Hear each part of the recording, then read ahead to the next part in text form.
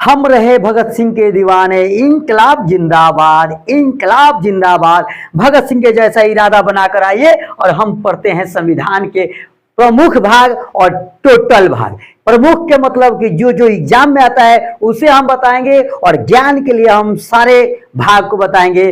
फिर से दोबारा आप भूलने का नाम नहीं लेंगे। तो मैं पढ़ाऊंगा, आप भूल के देखिए, ठीक है। तो सबसे पहले हम जानते हैं कि जो संविधान है, संविधान में कितने भाग है? तो 22 भागों का उल्लेख किया गया है। कितने भागों का उल्लेख किया गया है? तो 22 भागों का उल्लेख किया गया है। अनुच्छेद कितना है तो मेरे दोस्त? तो 395 अनुच्छेद है। कितना है मेरे दोस्त? 395 अनुच्छेद का उल्लेख किया गया है। कितना? 395।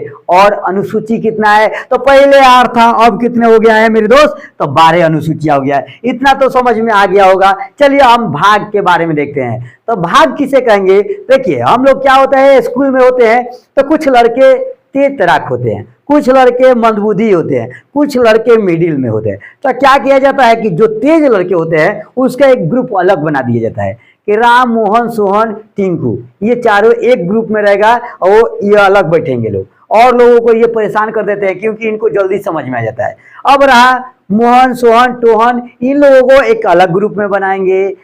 जन पगलिया बकलिया सब होगी, उसको एक अलग ग्रुप बना देंगे और उनको बनाने के बाद में हम बांट देते हैं। तो उसी तरह से मतलब यहाँ भाग बनाया गया है। जो एक तरह के काम करते हैं, एक तरह के दिखते हैं, उनको एक तरफ एक ग्रुप में बना दिया गया है, उसी को हम भाग कहते हैं। आगे होगा समझ में। अब ग्रुप जिसको बना देंगे क्या है?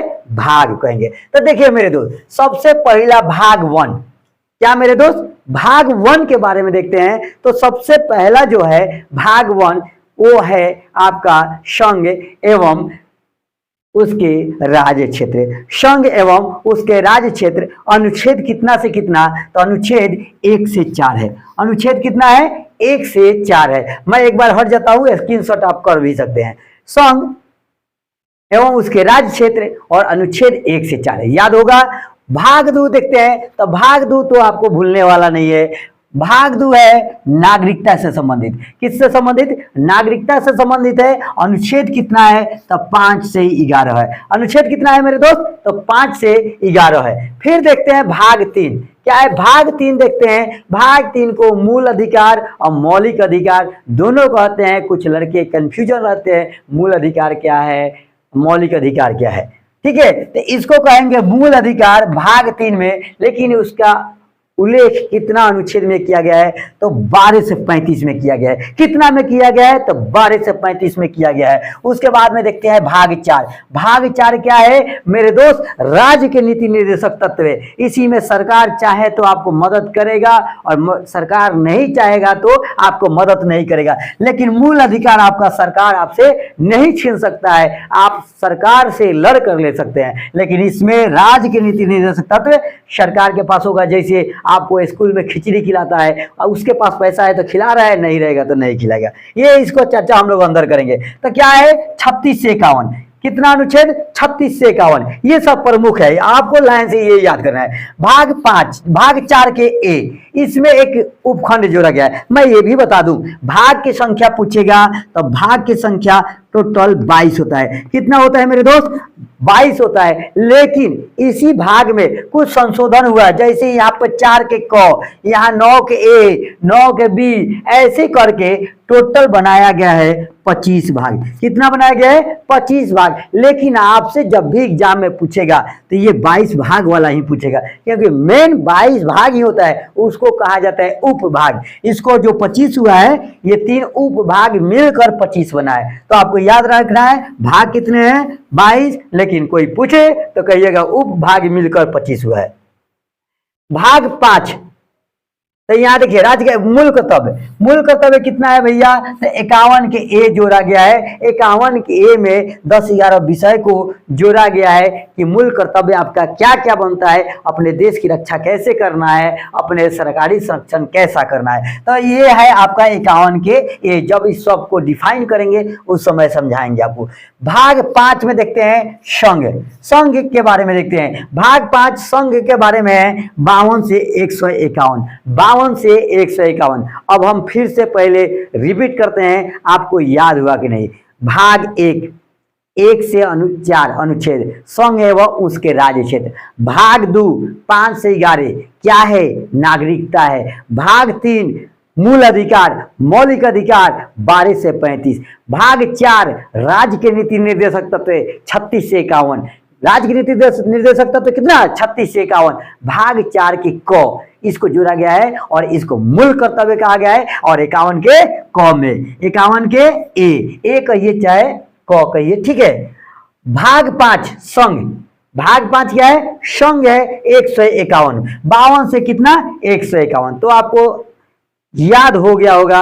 एक में आपको देख लीजिए तो संघ एवं उसके राज्य क्षेत्र 1 से 4, 2 5 से 11 नागरिकता, 3 मौलिक अधिकार 12 से 35। भाग 4 36 से 51 राज्य के निर्देशक तत्व।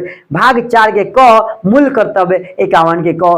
भाग 5 संघ 52 से 151। 52 से 151। 6 नंबर में देखिए भाग 6। भाग 6 में है संघ के बाद में आ सकता है राज्य, तो इसको कहेंगे 152 से 237 तक। 152 से कितना? 237 तक। भाग 6 कितना है? तो भैया ये राज्य के बारे में बताएगा, लेकिन 152 से 237 अनुच्छेद के अंतर्गत ही बताएगा कि राज्य क्या क्या क्या दायित्व है, ठीक है। उसके बाद में भाग 7। भाग 7 में देखिएगा ये निरस्त कर दिया गया। 1956 के द्वारा इस 7वां संशोधन हुआ था।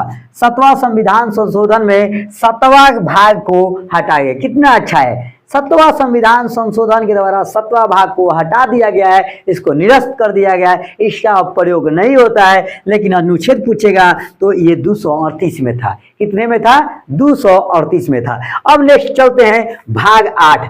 भाग 8 में चलते हैं तो मेरे दोस्त केंद्र शासित प्रदेश कहीं कहीं लिखा रहेगा, कहीं संघ और उसके राज्य क्षेत्र लिखा हुआ है। तो भाग 8 में क्या है भैया? भाग 8 में केंद्र शासित प्रदेश और संघ एवं राज्य क्षेत्र, ये आपका आ जाएगा 239 से 42। 239 से कितना आ जाएगा? 42। 239 से 42। चलिए अब आगे देखते हैं भाग 9। भाग 9 बहुत इंपॉर्टेंट है, हर बार एग्जाम में पूछता है, इंपॉर्टेंट सब है। भाग 10 तक आपको बिल्कुल रट जाना है, समझ जाना है, 2-4 बार लिख लेना है, आपका पूरा याद हो जाएगा। तो भाग देखिए 9 ये है पंचायत के बारे में। किसके बारे में है? पंचायत के बारे में है। ये है आपका 243 से 243 के अरब तक।